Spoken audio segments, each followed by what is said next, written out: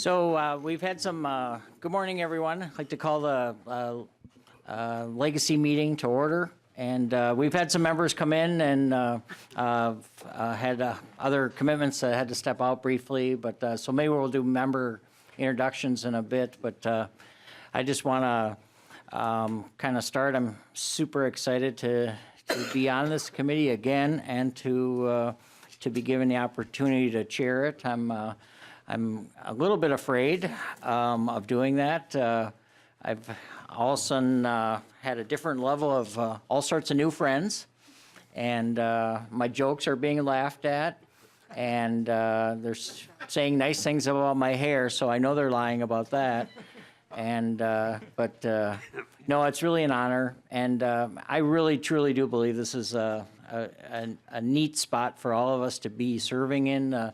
The Legacy Committee is one of the fine things that our state has done, and makes us a leader in the country. I had some folks in today from the History Center, and their new director is from Kentucky, and he just says, you know, this is just really neat what we're doing. And when you just think what we can do with this money, and here we are, we're in our 10th year. And so some of what we're going to do in the first couple of weeks here is kind of check in with a lot of groups. So don't be afraid if I've reached out to our staff, has reached out to some of the groups. I'm going to have you come in and kind of say where you're at. And I'm a little afraid too, because I have two former chairs here looking at me. Mary Representative Murphy started this off in 2008. It passed, the voters passed this, and she had the duty of being the first year, and just really laid an incredible base and has been involved every year since. And I'll probably have you speak about that at some point, and just kind of how we've gotten where we are. But you have I don't know if we have in our packet, and it's my oversight if we don't, is your kind of your rule book, I call it, and guide, and we'll make sure that that's handed out to the members. And it was a lot of thought was put into that. I mean, just imagine starting this up, you know, every year, and we'll find out exactly how much the number is, but it's, you know, 600+ million a year now, and just to, you know, or a biennium rather, and keeping that, you know, doing good work for Minnesota. And you set that up. And then Chair Erdahl was a former chair here, and then went on to other things and bonding. But and so I'm a little nervous about that. And I hate not to mention Representative Wagenius, and I know she really was instrumental in actually getting it to the voters, and more than, you know. And then beyond that, you know, the legislation that's set up, you know, beyond that too. So what a great legacy, sorry, but for Minnesota that we have here.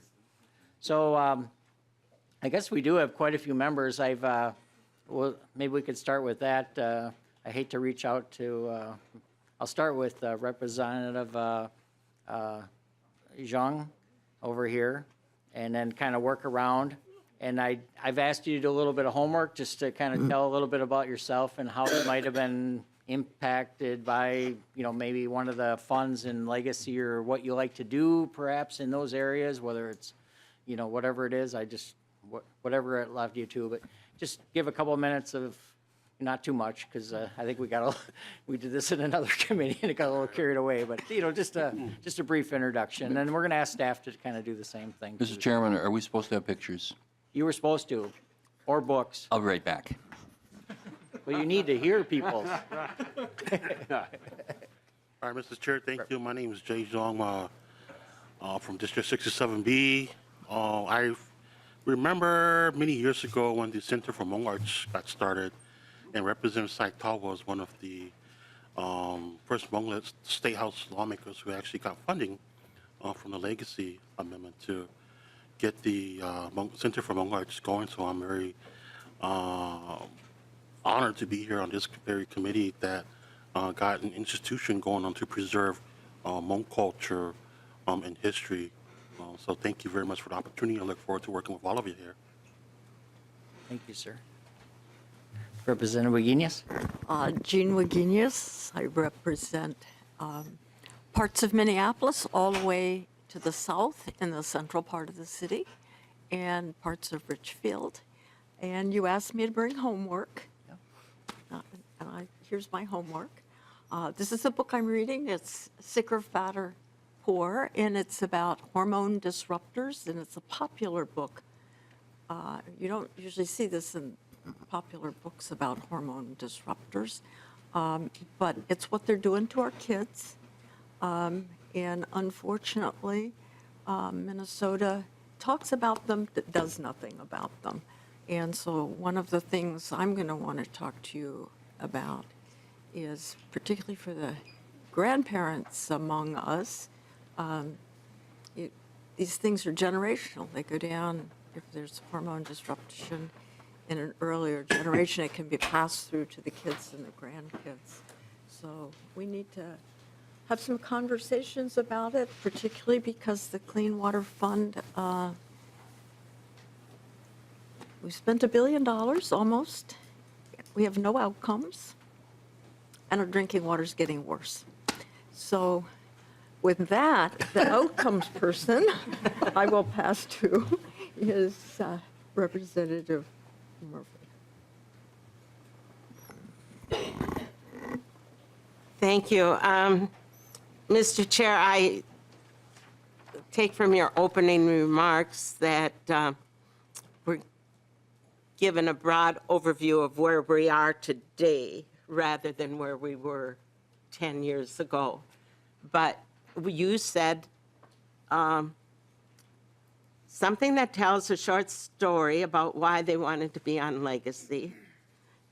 And I wanted to be on Legacy because I have been from the beginning, and I feel like a guard, somebody that wants to make sure that we stick with the principles and the expected outcomes that are listed in our guide that we developed, even though the Senate never accepted our guide. And what you said at the beginning was our committee is the committee that really is the backbone of how the legacy funding goes, in the sense that the four funds have a guide. And the people that think free money are mistaken. There are rules. There are principles to be followed that we worked very, very hard on those first 2 years in developing and getting public input about them. I think, Mr. Chair, at some point in time, we should go over them again as a committee to see if there should be any changes to be made now that we're 10 years into it. But maybe we will be able to do that after we've certainly done received the information that's going to come in this agenda and probably for the next 2 meetings also. So I won't talk about that anymore, but one of the things that I'm interested in all four funds, the Outdoor Heritage Fund, and I'd like to say that has been the most difficult fund for the Legacy Committee at the legislature during these last 10 years to try to influence, because that has such a innate structure with the Lessard Sams roles that the appointed people make to deciding how that fund is to be spent. And that's fine, because all the stakeholders in the world in Minnesota that have it in their blood. They're born with the DNA of the Lessard Sam's beliefs of what environment is and what culture should be, and they have much more knowledge than 15, 20 people on a legacy committee might have, because they lived it and breathed it all these years. And I have the utmost respect for that. But sometimes, collectively, we could make a suggestion or two that might help. Like the ash borer disease was right there at the particular time. It wasn't wrong to talk about the emerald ash borer at the committee meeting. It was not. That's a legislative process. Now, last year, there was some changes in the clean water fund, suggested by somebody other than the Clean Water Fund people. What harm is caused if people from outside of the people have a few ideas? Conversations are good, and we've been having them for 10 years now in all 4 funds. And it's worked. And people from all, as you said, Mr. Chair, people from all over the country are looking at this as an example. They're not just looking at something that has just one fund. They're looking at something that has 4 funds. And, you know, the Parks and Trails, they've got their group now, but they're all guided by this in some way, and they know there are rules to be followed. And the people that want money from the arts, or money from the trails and parks and trails, or money from the Clean Water Fund, or money from the Outdoor Heritage Fund, they have a website to go to and find out, what should we do in our application? What should we say in our application? We have to have some facts, and that's really good. And I won't go on any more than that, but it's really, really important. And that's why this committee is so important. And I'm happy to see new people on it and the people from the past, because it's a working thing and it's a changing thing. And we are the voice of the voters from 2008, 2010, 2012, 2014, 2016, and now 2018, carrying on the tradition. And we have 15 years to go. Now, you said you wanted a picture. Representative Murphy, yeah, please tell us about your, I have a picture here that I'm thrilled to death with, because one of the things that I've advocated for and had a hope of from the very beginning, and if you remember, you might have lost the memory of that long night where the clock kind of stopped at 1 minute to midnight, and we didn't, time was just passing. And I remember adjourning the meeting at 1 minute to midnight, but then getting up to my office and seeing a clock, and oh my goodness, it was 10 to 4. But that night, we were listening to testimony from people from all over the state about what their vision of what the 4 funds could do, and what the arts and the Arts and History and Heritage Fund could do about art education and the arts board, the regional arts boards, and the parks and trails people were here.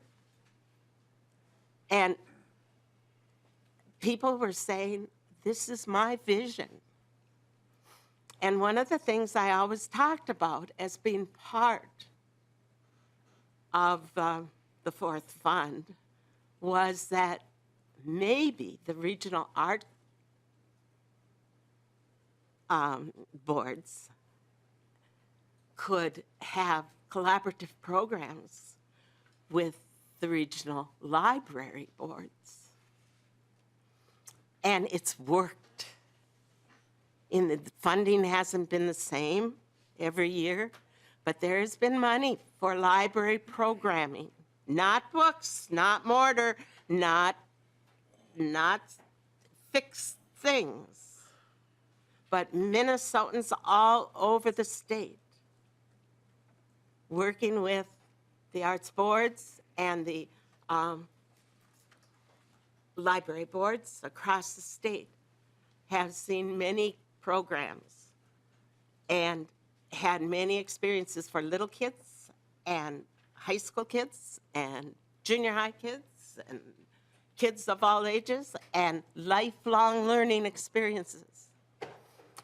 So I was really honored when my regional librarian director came or wrote me an email and said, we need a picture of you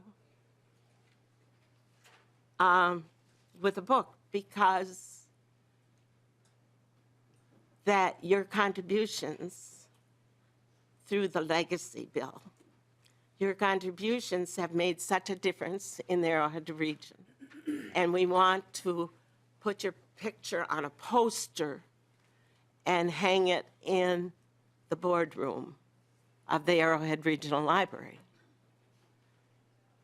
And just by coincidence, I didn't know that, but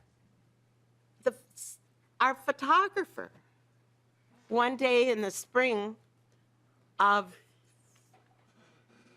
before this summer when I received this picture, I was we were in recess. It was a hot, awful day in May. We were in session. We were in recess. And I just picked up a book to read down on those benches by the chief clerk's desk. And the photographer took this picture unbeknownst to me. And so I had that picture. So when the director came, I said, I want to use that picture. And so it's a picture in the House chamber, not posed, not known it was going to be taken. Me reading the book. And now I'm a poster. That's awesome. And they turned it into bookmark, too. Book? And I'm thrilled to death. And I think it's the nicest thing I've received in many a year. So that's my thing. Well, And Representative Guinness brought a book right? from a library. Or at least, if I want to read it, I can go to the library and get a copy of the book. I think we should actually ask our library to get a book The House Library? to share.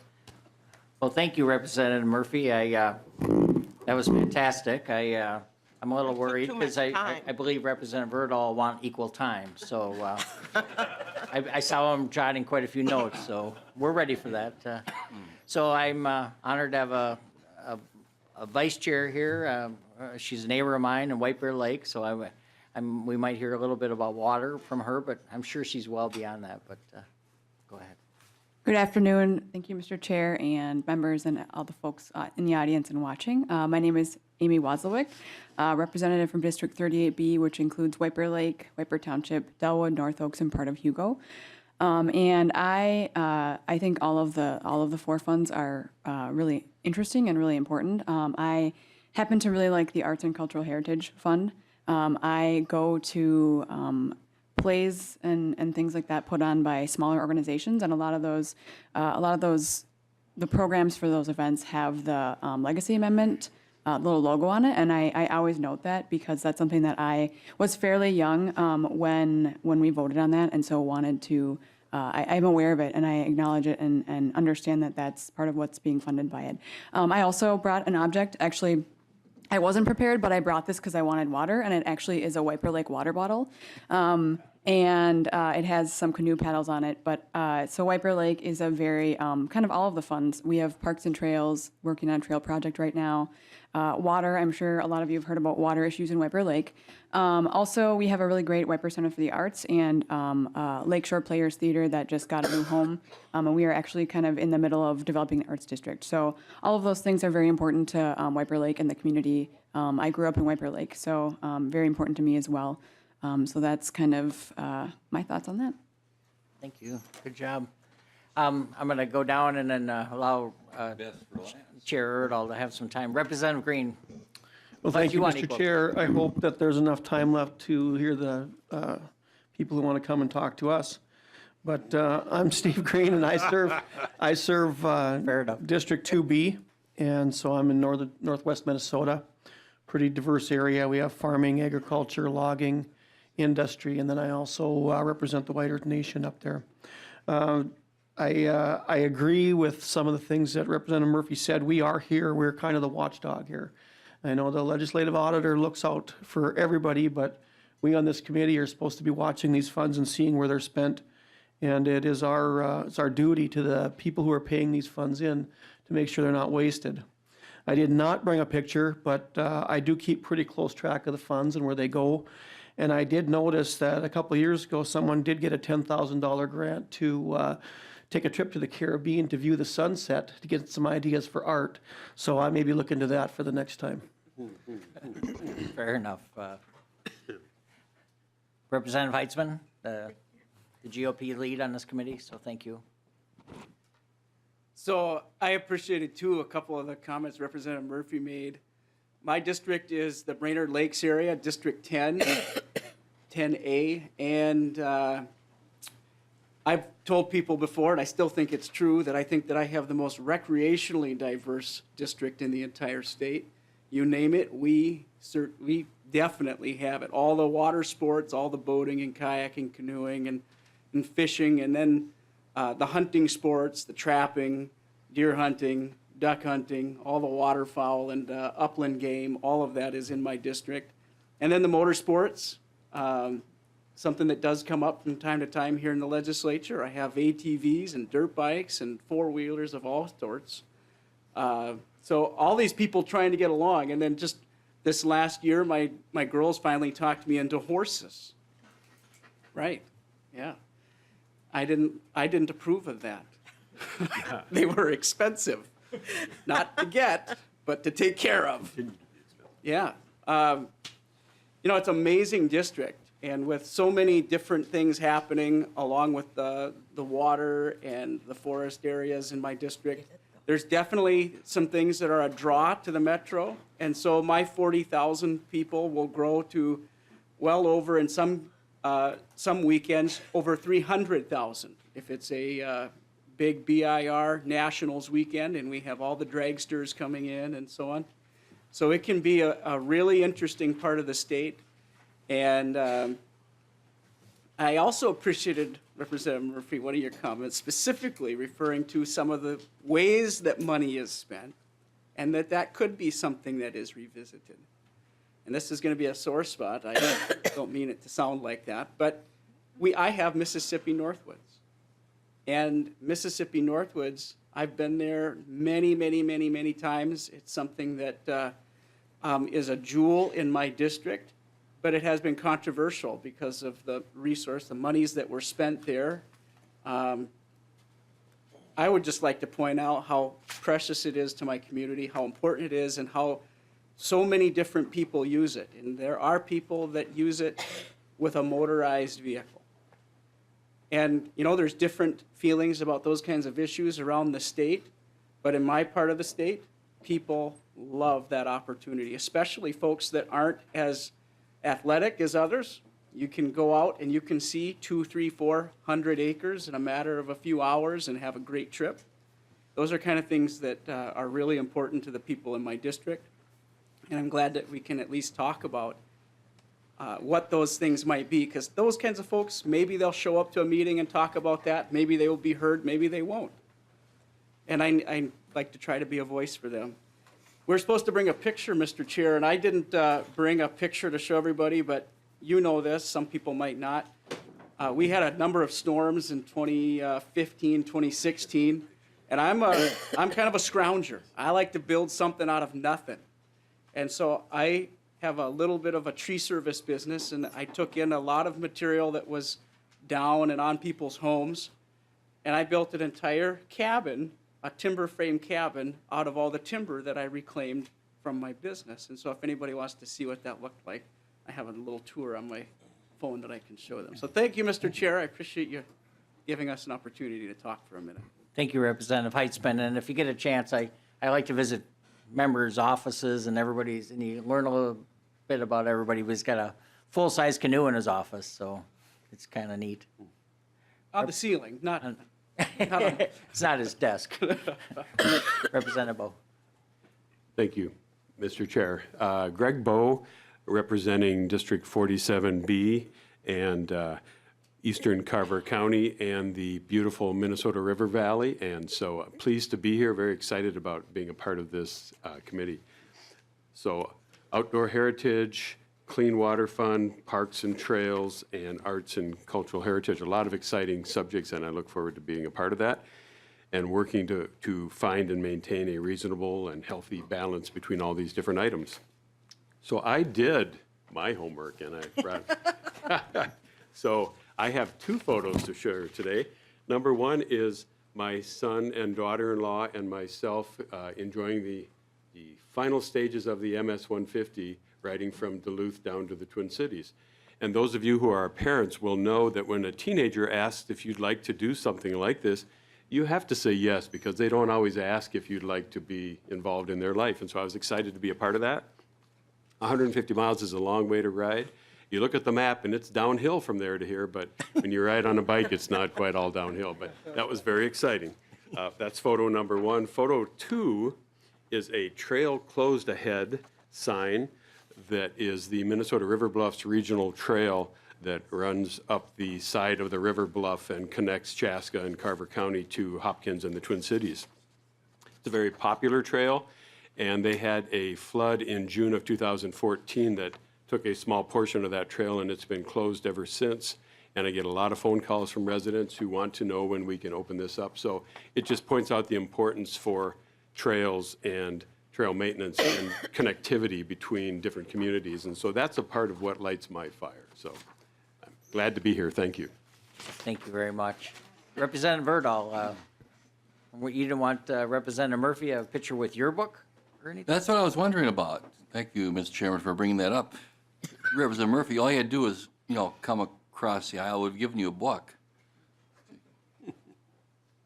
Anyway. Thank you. I have been on this committee every year. In fact, I was even pre-legacy when, blanking on the name, from Duluth, the representative, Mike Yaros. When Representative Yaros had the Heritage Committee, which kind of was the predecessor of Legacy. So I've been on it all the time. I've chaired this committee for 4 years. I remember fondly many of the things that Representative Murphy was talking about.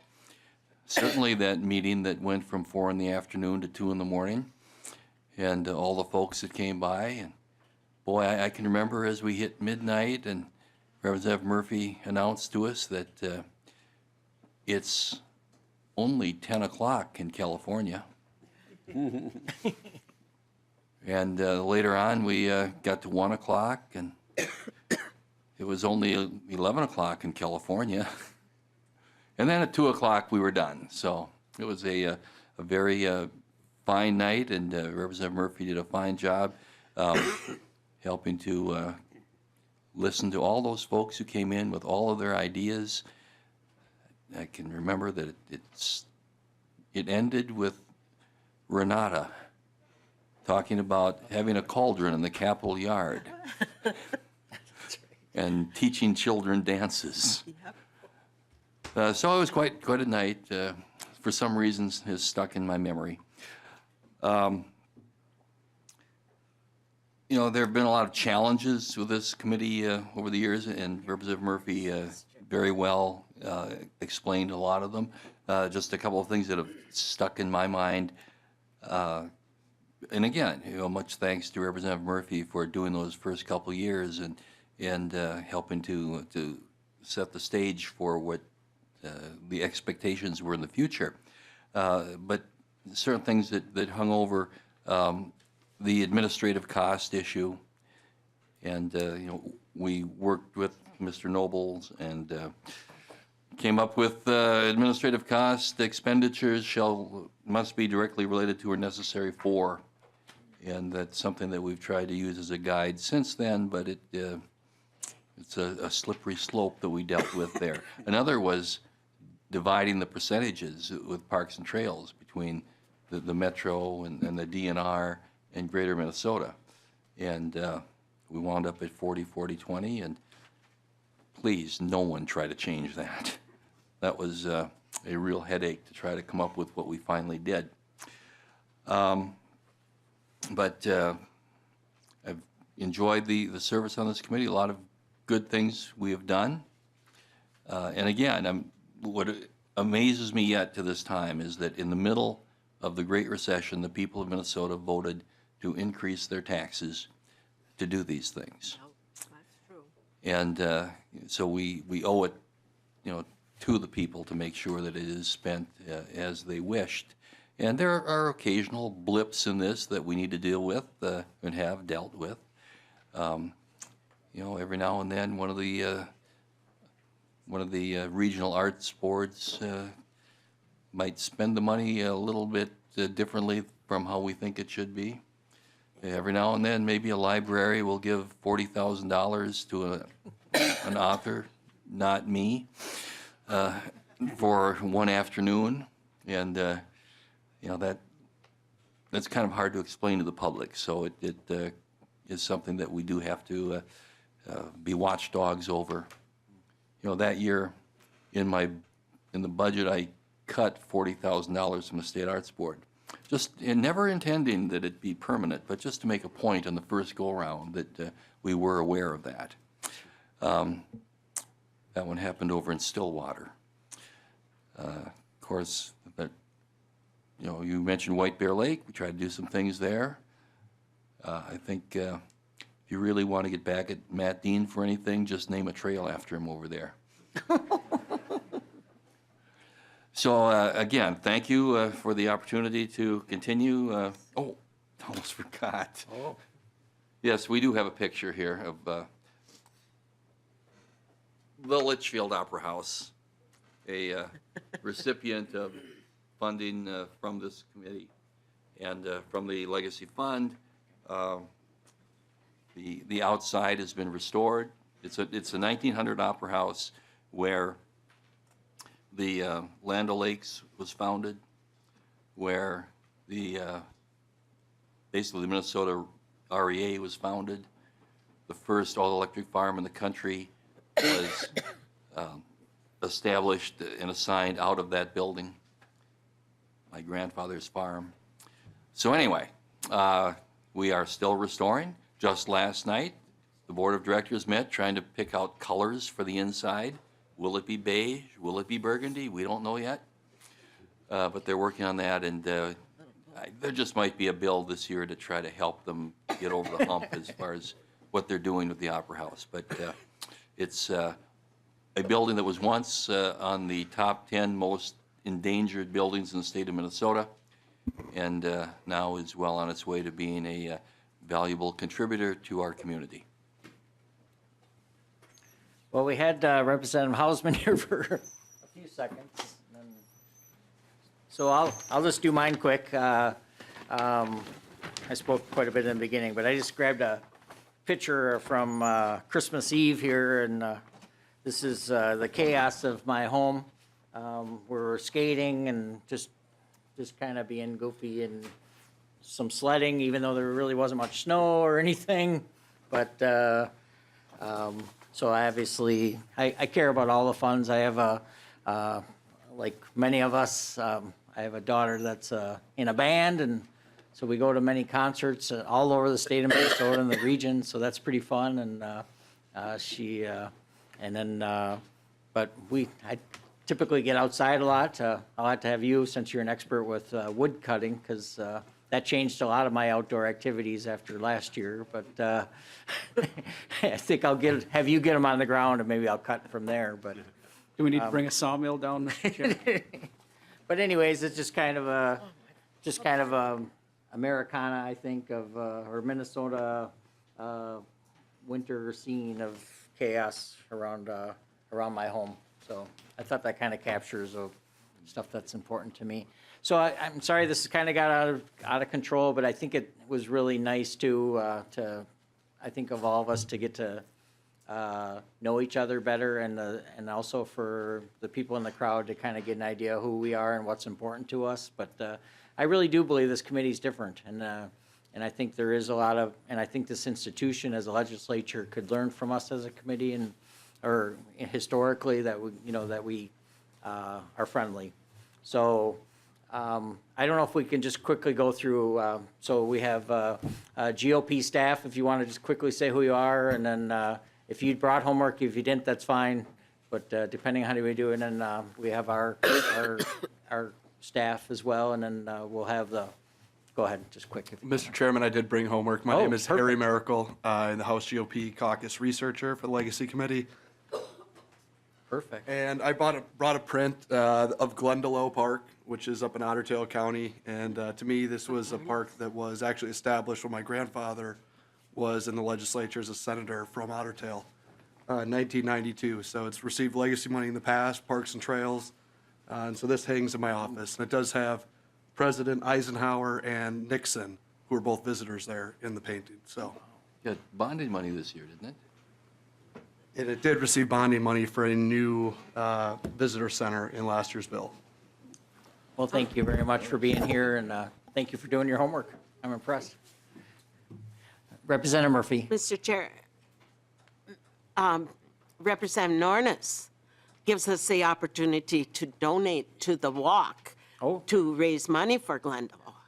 Every year, we get the opportunity to contribute. And I'll get to you in a second. Sorry, Representative Wiginius, please. The problem is that he doesn't give us an opportunity to take an inner tube from Glendalough down the stream to the, I don't know what the next lake is. Annie Battle at Molly Stark. Is that the most fun inner tube ride in the state? Mr. Chairman, Representative Guinness, it absolutely is. Nice, cool water after a long hike. Take it with. Thank you. I think we might have to add that to our tour list when we're out seeing sites of something. But yeah, go ahead and just kind of tell your story quickly if you can. Thank you, Chair Lilly. My name is Margaret Zadra. I'm DFL Research, and I just brought a picture from northern Minnesota where I was born and raised. My family didn't have a lot of money, but what we lacked in money, we made up for in resources, so we were able to grow our own food and cut wood for heat. And so even though I didn't grow up with vacations or things like that, I got a wealth of resources here in the state, and I want to pass that legacy on to my children. And so I appreciate our leadership and our voters with the foresight and the thought to preserve that for our children. Okay. Representative Hausman, do you want to introduce yourself, please? We're kind of, thank you for coming. I think I'm probably sitting at a place I'm not supposed to be sitting. I have to be over there. I don't know, we have such horrible chairs here, so I hope you didn't get one. I was unfortunately off-site, and so I'm not organized, and I didn't bring what I was going to, so I'll have to figure another time to do it. Thank you. So I'd like to introduce Introduce my... ourselves too, did you say? Oh, yes, please introduce yourself, sorry. So I'm Alice Hausman. I represent some neighborhoods in St. Paul, the cities of Falcon Heights, Lauderdale, and most of Roseville. So if you have been to the state fair, you've been to my district. Thank you. So I'd like to introduce my STARS team here, so. Chair Lilly and members, my name is Joe Linchesky, and I'm the Committee Legislative Assistant for Legacy, and I work with, I'll be working with Leon all year. So I guess I wasn't on the photo/book club, because I actually brought a rock, and it's up in the North Shore, just kind of along the lake there. And so I actually was trying to find our agate collection, because I know we have a bunch of those, but I think somebody must have hid it somewhere in the house. So I think the whole legacy amendment is amazing, and you mentioned that even in the depths of the recession that you could ask for a tax raise to do this. I also always go fishing all over the state with my dad, and a lot of those streams are actually helped by this fund. So it's pretty great, and I'm excited to work for you, all of you. Thank you very much. And Mr. Molzon? Mr. Chair, members, I'm going to be your committee administrator. My name is Mike Molzon. Brought a picture of myself hiking the Superior Hiking Trail in Crosby, Manitou, kayaking the wonderful national park we have right here in the Mississippi in St. Paul, and then with a walleye that is at least 3 feet long from Cass County and Woman Lake. Thank you. Makes you hungry. Good-looking walleye there. Well, thank you, everyone, for playing. I think we're, maybe we could have the House just introduce themselves, the House researchers, but I think we're gonna, because we kind of get a little carried away, we want to make sure we get the OLA, and I think these folks are willing to come back if they need be, but, and they might have brought homework. I don't know. We'll see. Mr. Chair, members, I'm Helen Roberts from the House Fiscal staff, Nonpartisan Fiscal staff. I have staffed this committee in the past during the first year under Chair Murphy, but have not been staffed for the last 4 years because of a scheduling conflict. And I also staff the State Government Finance Committee, which has the general fund portion for a lot of the agencies that are funded in the Arts and Cultural Heritage Fund. Thank you, Mr. Roberts, and I'm Mr. Hagemeyer. Mr. Chair, I'm Brad Hagemeyer. I'm with the House Fiscal Analysis Department as well. I work on the other 4 funds, the Parks and Trails, Clean Water, and Outdoor Heritage Funds, and I also staff the Environment Finance Committee. Thank you. Mr. Chair, members, I'm Janelle Taylor. I'm also Nonpartisan House Research staff. I cover the Outdoor Heritage Fund, Parks and Trails Fund, and the Clean Water Fund, and I also staff the Environment and Natural Resources Finance and the Policy Committees. Thank you very much. Ms. Mullen? Chair and members, Mary Mullen. I'm from the House Research Department as well, and I do the Arts and Cultural Heritage Fund. Thank you very much. Wow. So next time you come back, we need some homework, though, because Mr. Hagemeyer has kind of a neat thing in his office. I hope he can bring it. Oh, the numbers. So if we could have the OLA come up, we're just going to move it up ahead. And so one of the, it's always a neat thing for me as a legislator to have the OLA that can do the Office of Legislative Auditor that can do research on different projects. And they've done quite a few, and they'll tell you about most of them, but they came to my office and I asked them to, and they had come to the freshman training, and some of you that were there, and I asked them if they would be willing to come visit my office, and I said I'd really like to hit the ground running, because with some of this, and to kind of back up and look at where we've been, and make sure that we're doing good work, as far as they were concerned, and sometimes they can ask questions that we necessarily can't and get to the bottom, but go ahead and start with your presentation. I don't know how exactly you want to work it, but Mr. Nobles, if you want to start off perhaps, and then introduce yourself, please, for the record. Thank you, Mr. Chair and members. My name is Jim Nobles. I'm the Legislative Auditor, and with me at the table is Judy Randall, who's the Deputy Legislative Auditor for our Program Evaluation Division. Thank you, Mr. Chair, for having us here at this first meeting of this committee. And I congratulate you all on your elections and on your being here on this committee. What I will say before I get into our presentation is have fun. It is fun to see all of the good things done with the legacy money, But now we're going to talk about some of the issues that are kind of the parameters that you, the legislature, have put around the money, the legacy money, the 4 funds. And our job is to go out after you're finished, after you've appropriated money, and look to see how well the agencies, the nonprofit organizations have complied with the law, the statutory requirements, and the constitutional requirements. And that's really what we want to talk about, as well as what is being accomplished, what are the outcomes. So our role is really the same role that we have throughout all of our work. Every day, this is what we do. We strengthen legislative oversight. As the chair just said, sometimes we can dig a little deeper, reach a little further into the organizations that get public money. We do have strong authority to see all data and documents, regardless of classification. People who do receive any public money have to cooperate with our investigations, our audits, our special reviews and evaluations. And we just have the staff who full-time every day, that's what we do. So you will spend a lot of time together, and many days we won't be here because we will be out doing audit work from the actions you took in previous years. And so that's what post-audit work is. So one of the things I want to talk about is, what do we test? One of the things traditionally that auditors do is they test for compliance. And then Ms. Randall is going to talk about some of the issues that have already been mentioned, and that is the outcomes. What are we getting? What are we building as a legacy with this money? So in terms of compliance, we really look again at what you have enacted.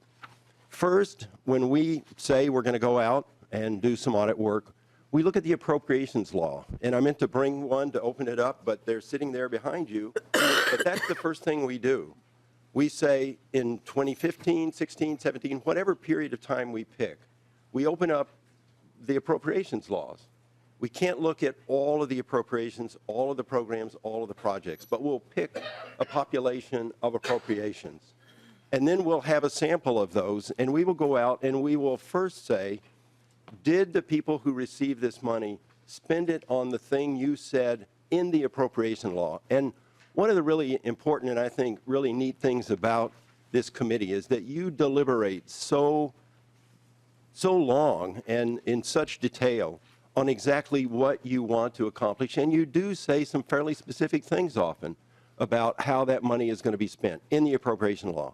In other cases, sometimes you turn over a fairly large pot of money to one of the organizations, to the Pollution Control Agency or the Minnesota Historical Society, and you say, use this money for a broad program or purpose, but you decide on who is going to receive the grants or exactly which projects you're going to fund with this money. But we will look at whether it's a general requirement or a very detailed and specific requirement and ask the basic question, was this money spent for the purposes that you laid out in the appropriation law? There are also other laws that can apply, that apply to the expenditure of any public money, that will apply to legacy money as well. And so we'll check those. And because a lot of legacy money is spent giving money to nonprofit organizations through grants, we look at whether or not the recipient organization has complied with the grant policies of the state and the grant requirements that are written into the grant by which the money is conveyed. And sometimes there's also contract requirements that we will look at. So we consider all of these legal requirements that have to be complied with, have to be followed. Now we get into some of the tricky ones. The two that have been the most difficult over the years, and many of you are very familiar with this. And Representative Murphy, others who've been here a long time, I think you made the declaration from day one. You don't want a whole bunch of this money being spent on, and I'll just say it, the bureaucracy. You want this money going out into the field, into your communities, into your districts, being spent on projects. But you have recognized that in doing that, agencies do need to spend some money on administrative costs. And so over the years, we've worked together to try to figure out how you can put some boundaries. The original idea was that you would put a percentage. We're going to give you $1 million and you can spend 2% of it or 10% of it on administrative costs. There were problems with that. And so with Representative Erdahl, with Representative Murphy and a lot of other people, with a lot of the people who are in this audience, we tried to figure out a different way. And that way right now is what is called the administrative expense restriction. And yeah, why don't we just go to that one? And that language has already been mentioned. And this is language that you consistently attach now when you make an appropriation. You say that money appropriated in this section or this subdivision must not be spent on administrative expenses that are not directly related to and necessary for this specific appropriation. So what you're saying is you can't just spend it in general on administrative expenses. Those have to be directly related to and necessary for that project or that program. Let me give you an example. Some agencies, and I must say, this is very controversial, and it's not the favorite statutory and session law language for the agencies or for the nonprofits.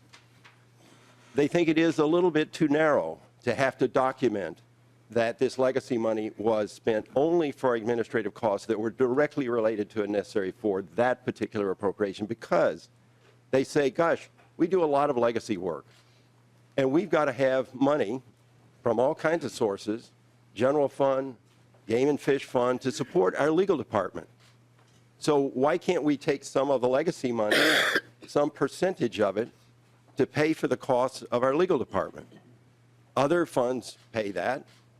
But you've put this language in that says, yes, you can do that if you can show that the cost you allocated for the legal department in the Department of Natural Resources was directly related to and necessary for this particular appropriation. Sometimes they can, sometimes they can't. For example, you might have appropriated some money for an easement, and they've got to have lawyers involved in writing the easements. I think Representative Wagenius will tell you from her experience, sometimes they might do a better job of writing those easements, but lawyers were involved. And so if they spent 10 hours, 20 hours, 30 hours, they charge that to that particular appropriation. But if we go over and say, you know, you took $10,000, $20,000 to pay for the legal bills, and we don't see any documentation that involve the lawyers on this particular project, we would say, you're not complying with this provision. Now we come to one that's trickier still. And that's the one you put in the Constitution. And you said that legacy money must be spent to supplement traditional sources of funding for the purposes of the four funds, the purposes that you laid out, and may not be used to substitute for the traditional. That's been tricky, and I would point you to our 2011 report on this issue. We also have some discussion on the administrative cost issue. But if, when you have an opportunity, you turn to... Members, you can find these reports in your folders, so if you... Yeah. Page 45. So you will find quite a bit of a discussion in this report on why it's so hard to figure out compliance with this provision. And I think the most difficult part is the word traditional. When does a source of funding become traditional? Is it because it was there last year? Because it's been there 2 years, 4 years, 6 years? You never defined that. So it becomes a judgment to some degree. Now, again, this is difficult for the agencies because we will go in and say, you know, we always like to, there's probably people here from DNR and we always sort of pick on them, but no, let's pick on the Arts Board. Because they're here too. We have an audit report coming out, an evaluation report. We may say, gosh, you spent quite a bit of money to pay some salaries for your top administrators out of legacy money. And they will say, yeah, because 20%, 30% of the work we do is legacy. And so it might meet that directly related to a necessary for test. These people actually worked on that program, those grants. But we would ask, well, how did you pay those expenses before the legacy money? And they would say, well, we paid those out of general fund money. Aren't you now substituting legacy money for general fund money? Well, that's a real conundrum and a difficult one, and that's one we're going to struggle with. So I'm going to now turn to Ms. Randall to talk about the easiest part of this.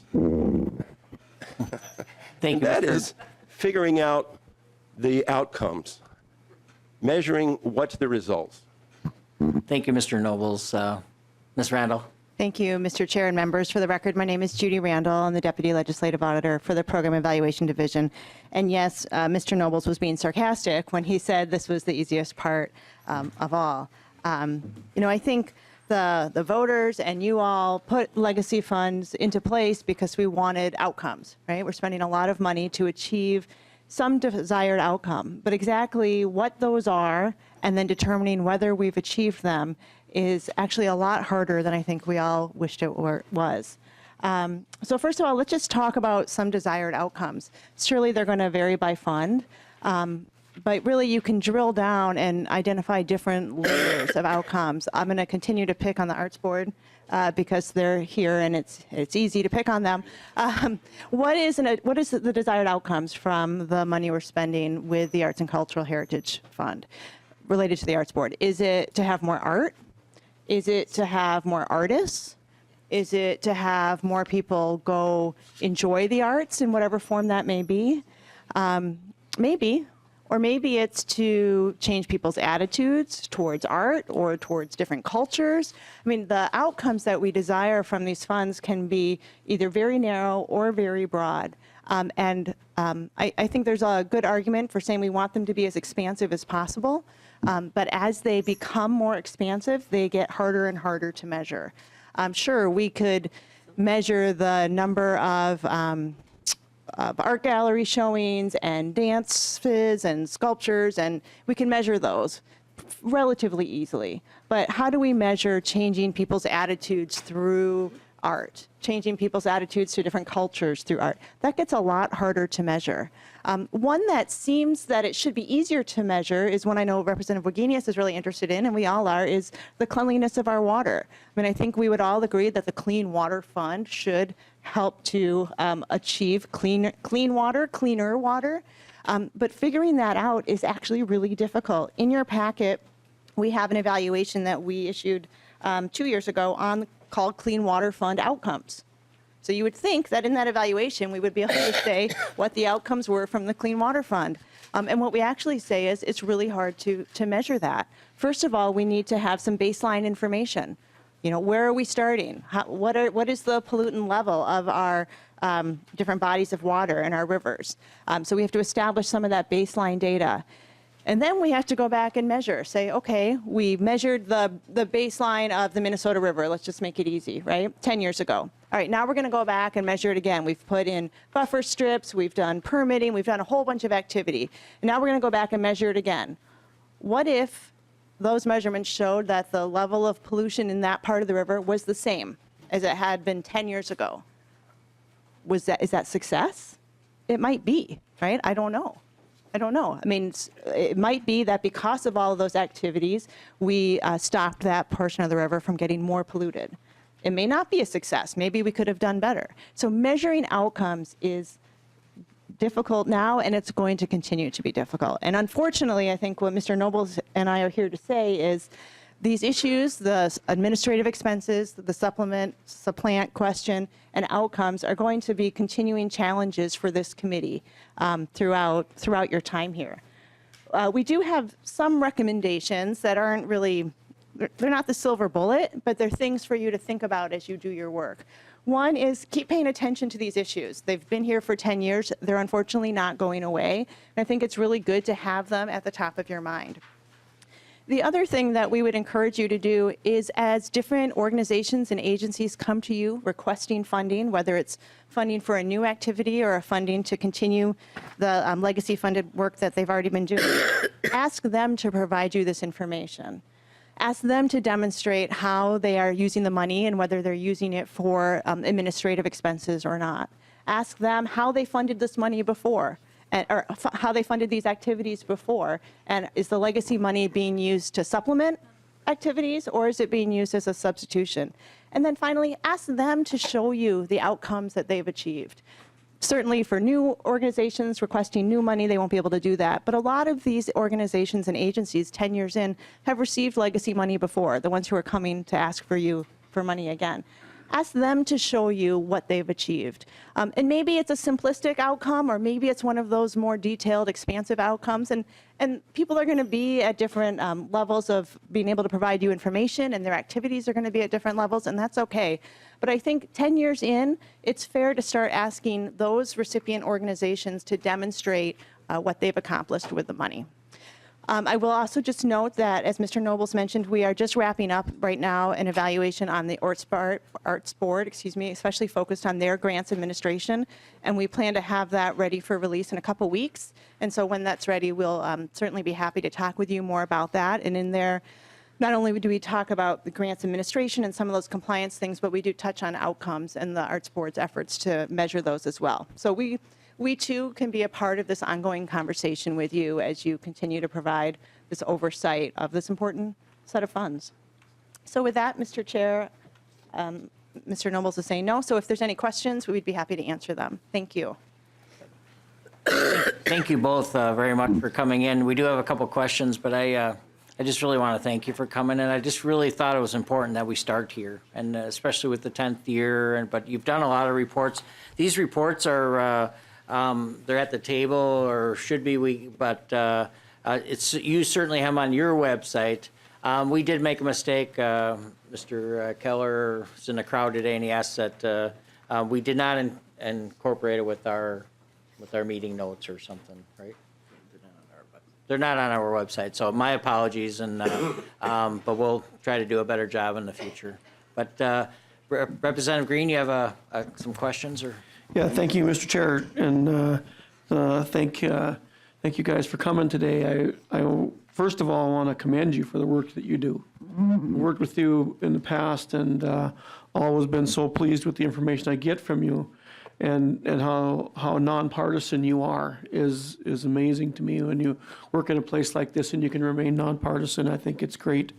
I would say that to the people of the committee, first of all, if you are interested at all in this committee, get these books and keep them. I have 2 sets, always at least. I have one here and one at home because I use them in both places. And as far as the outcomes go, I think that when you go, the measured outcomes, you're right. It's hard to do the measured outcomes, but we do see where the money's gone. And I think that if we can get that out into the public, which I try to do, the public will decide of the outcome. And if they're looking at X number of dollars being spent here, and you guys will learn this if you don't know it already, one of the biggest issues with me is the land acquisitions that we have in the state, and how our state now is, if not already there, very close to 1/3 publicly owned. And it's really killing us in property taxes, especially in greater Minnesota. And I don't see any value at all in the state land as far as clean water, because that hasn't changed, even if they've, and I've tried to get some funding for testing on state lands and to see if it does make a difference on the nitrogen.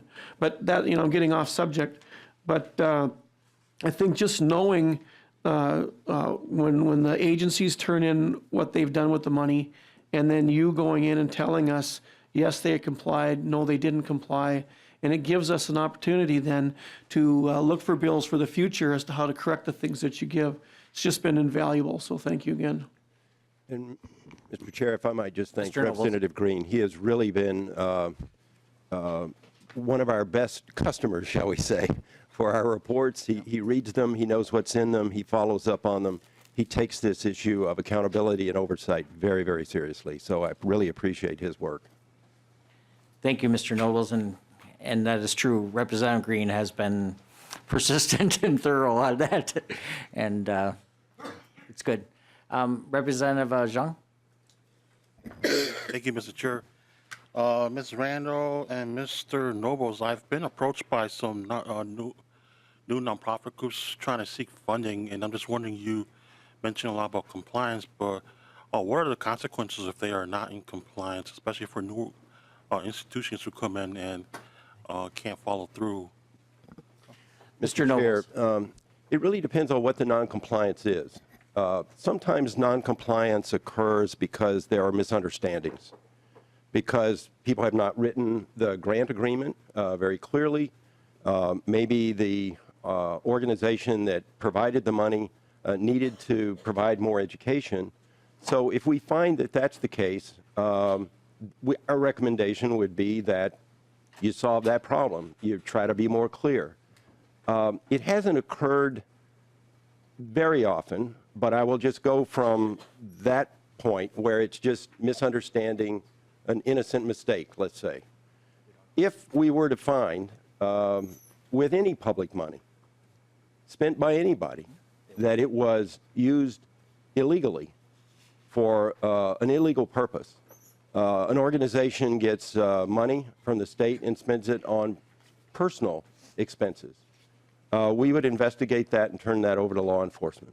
And it would be up to law enforcement, in most cases, the county attorney, to determine whether or not to prosecute, and the attorney general to seek civil recovery.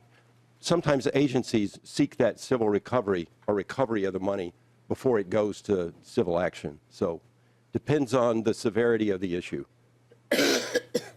Representative Zhang, any follow-up or? No, Mr. Chair, thank you. Thank you. Representative Wagenius?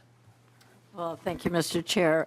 Representative Green, I don't think you were wrong to talk about measuring nitrogen coming off the land. I think it's generally understood that you can't manage what you don't measure. I mean, that's what business tells us all the time. And certainly that's equally true of government. And so one of the issues is that when you all did the Clean Water Fund outcomes, you didn't talk about drinking water or look at it. And had you looked at it, you would have found that we are not measuring drinking water contaminants in surface water. So if you don't measure it,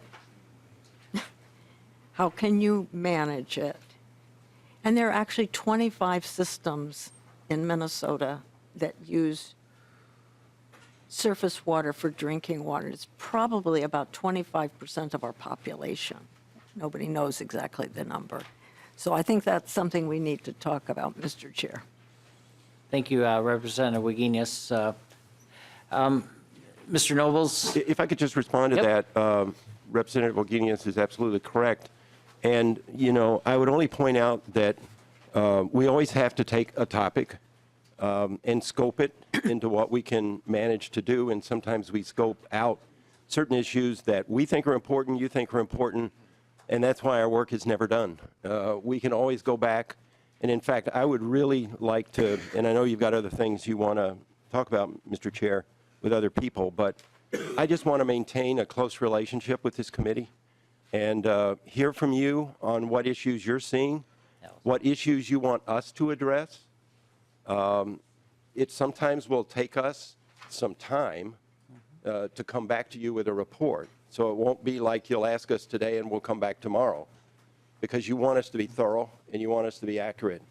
But certainly as issues come up, either for audits, investigations, or evaluations, please be in touch with us and let us know what you want us to work on.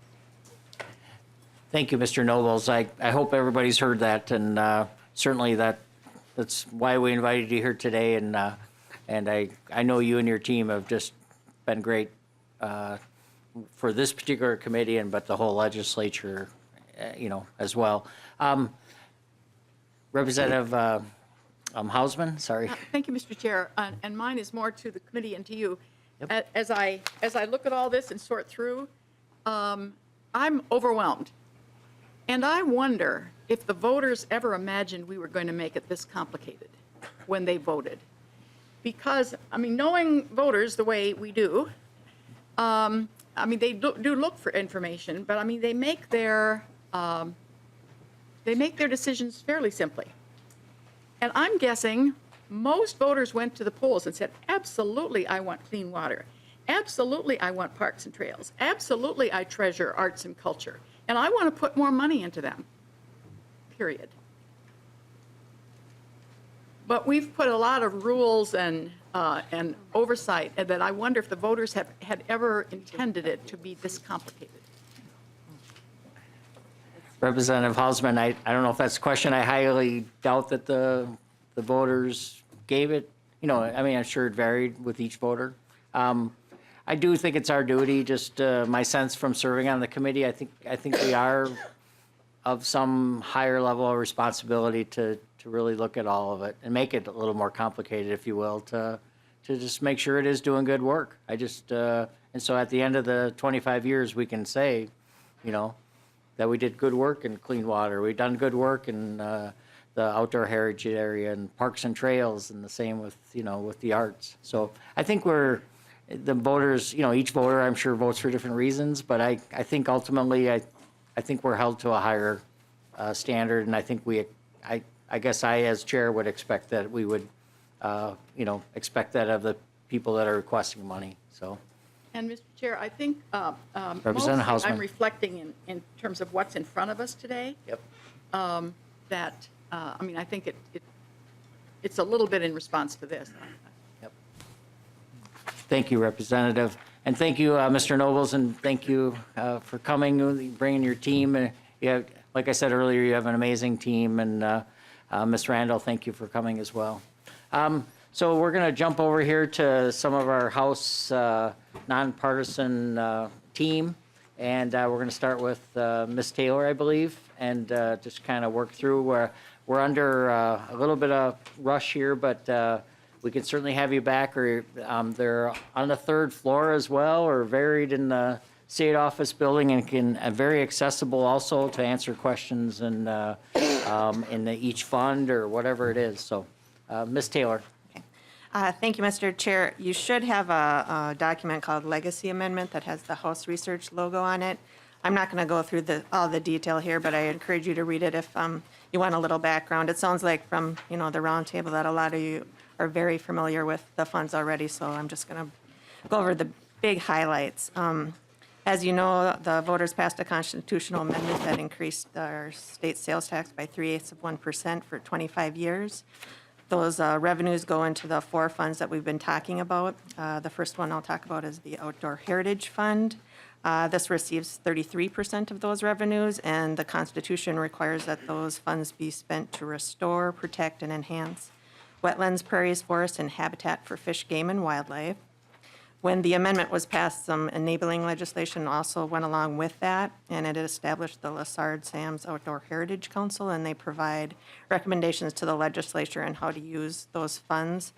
Chair Lilly has served this past year, and they put together an annual funding bill that then usually one of the legislative members will introduce, and in the coming weeks, I'm sure the staff and the members will come and explain to you their process and what they have recommended this year. So look forward to that. The next fund I'll talk to you about is the Clean Water Fund.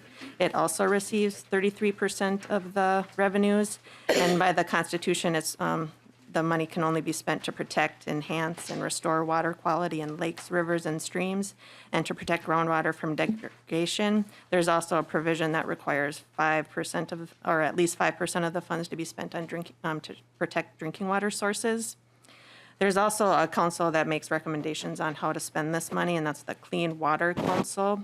They're a little bit different, and they don't kind of vet individual projects, but they'll put together a package that recommends funding for programs at state agencies like grant programs or sort of monitoring and assessment activities at some of the state agencies and other things like that.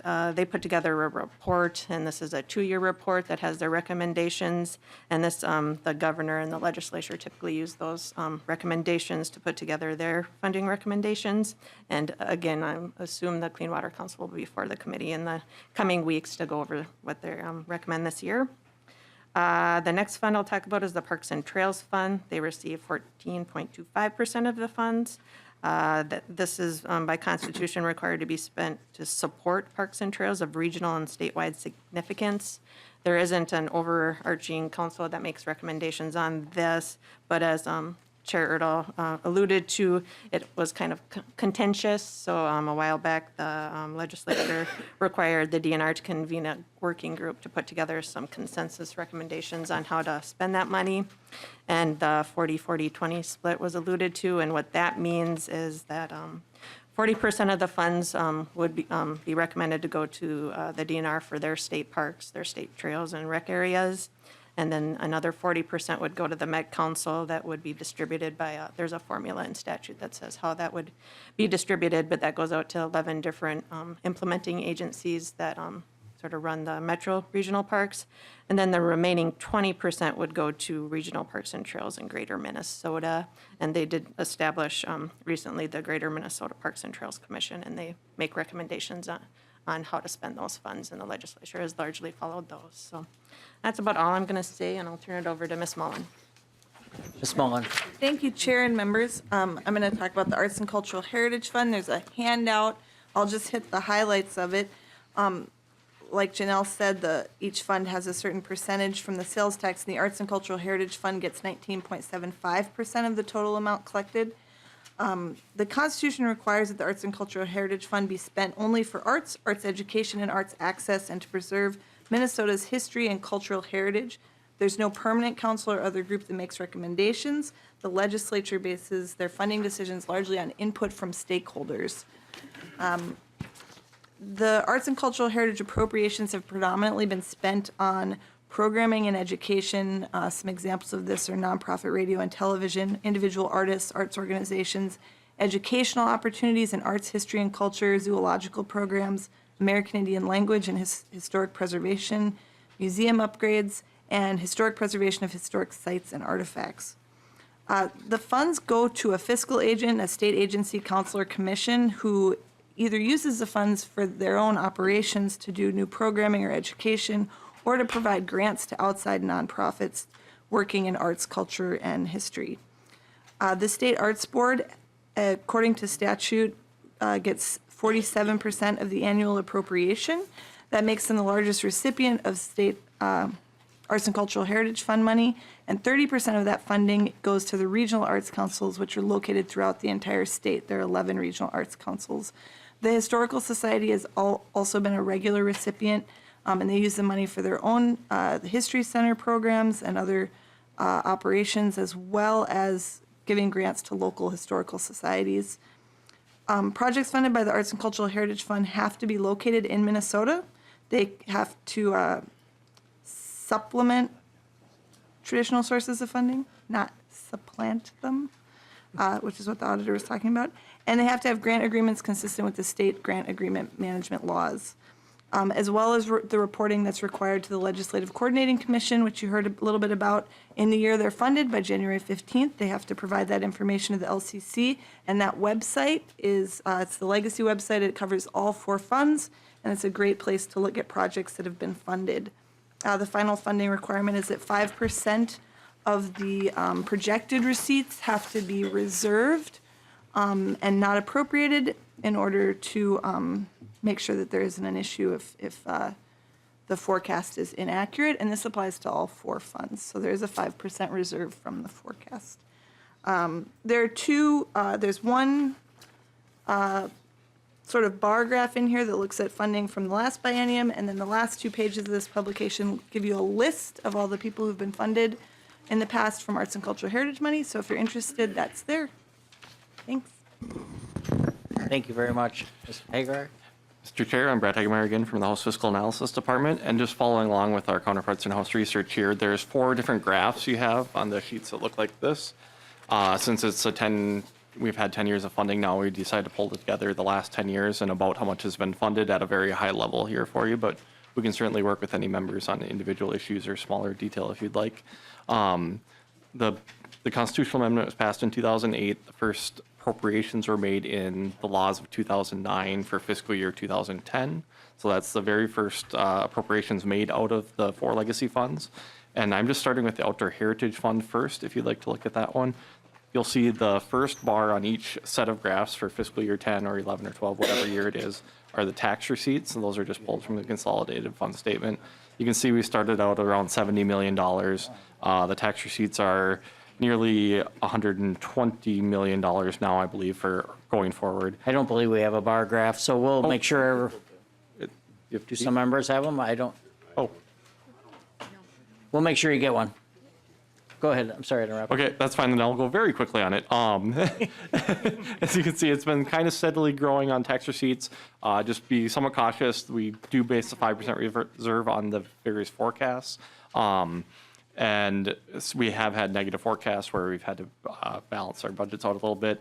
On some of these, you'll see there's a differentiation between the tax receipts and then the appropriations, which would be that 5% reserve or whatever percent reserve we decide to make that year. And then the last bar on these will be the expenditures, and there's a larger gap there. Outdoor Heritage, you'll see that gap for a while because they have longer amount of time to spend the money. So you'll see quite a gap for 4 or 5 years until they've actually spent some of those first year's appropriations. And they're annually, Clean Water Fund's a little bit tighter since it's the agency spending the money. Same with Parks and Trails, they have a shorter amount of time to spend them and using that one sense. But since you guys don't have those, I will skip to this one. I think I saw some people have this one. We're just handing them out now, the bar graphs, so go ahead. That's fine. Look at These are the current legacy fund projected balances that we have. These are based on the November forecast, just for everyone's knowledge. We do make the bill based on the February forecast, which we'll receive in the end of February, beginning of March, something like that, in order to get the correct percent reserves in there. You'll see, even though like Outdoor Heritage and Clean Water receive the same amount of funds as tax receipts, they have different amounts of investment income that's based on the balance they have and the balance forward based on what we spent in prior years or things that have canceled. So in general, you can see that for the biennium, we'll have approximately $250 million for the Outdoor Heritage Fund, $141 million from the Arts and Cultural Heritage Fund, $264 from the Clean Water Fund, and $102 million from the Parks and Trails Fund.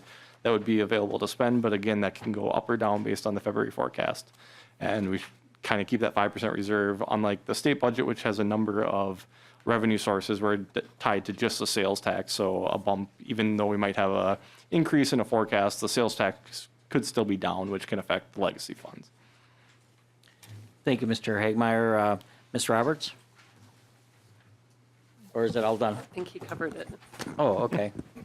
We're down to a few seconds, but is there any questions for these folks? And they certainly are available. Are you all on the third floor, or you're kind of all over the place? Mr. Chair, Ms. Roberts and myself are on the third floor. Ms. Taylor and Ms. Mullen are on the sixth floor.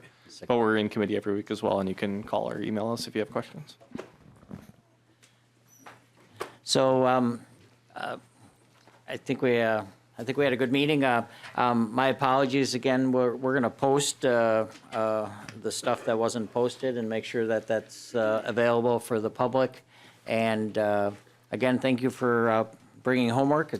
I always think it's nice to get to know people on a different level and get to know more about each other. But I'm really I'm excited to see many of our people have wanted to be on this committee, and I think we do good work in all the funds, and definitely enhances Minnesota. But thank you very much. With that, we're adjourned.